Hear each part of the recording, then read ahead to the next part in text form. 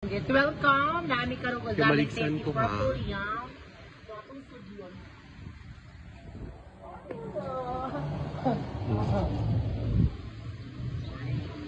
Yan! Congratulations, Sir Oyos Mendoza, the owner of Purple Yam Nationwide. So, kana nag-start na ang misa o thank you kayo sa ato ang pari nga nag-start na ang blessings. Once again, thank you kay Sir Oyos. Grabe kabuutan og this is a big opportunity nga gi-invite ko sa Purple Yam Ozami City, Gaisano, Mind. So, duol jud kaayo pagsulod pa lang ninyo daan kana maoy mo tagbo ninyo ang Purple Yam. So mudawat po sila mga orders sa inyong birthday celebration, wedding, tanan og bunyag. So nice kaayo og plaster kayong area ni Sir Uyos.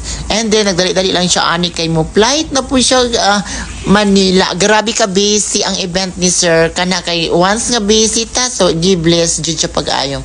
So thank you kay Sir Uyos. Naata ng klase nga cake inyong gusto, guys. Moist o pure. Ang naka-nice magod sa purple yam is pure ube jud siya nga gikan pa sa Davao de Oro nga gikuha nila gikompra ni Sir Uyos. O kana og naa si Queen B ang pinakabanggiitan nga vlogger diri sa Tangub City. O ayan, so shout out pud na kana vlogger pud na si Parallel kana. So thank you kaayo naa sila o wala makaani silang medyo maldito kay grabe pud ka busy kay naapod sila lantaw.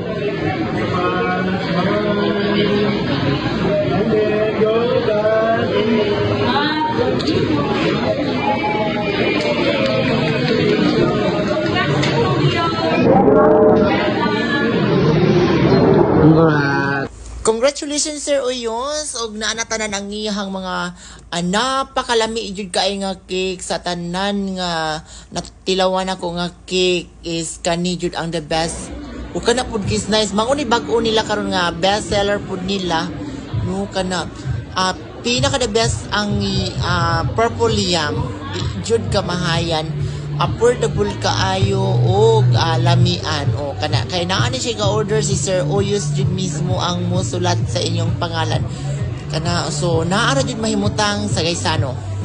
Balik ko na ko daghan kay salamat Sir Oyos Mendoza, the owner of Purple Yam Philippines, no, lami kayang timplada o bisita na naara jud sa Gaisano Uzamis ground floor, no, naara jud sa una sa entrance makita na jud nato ang Purple Yam nga may motagbo ninyo nga mga lamian kaayo nga cake para sa inyong birthday ug pag-book na karong Pasko.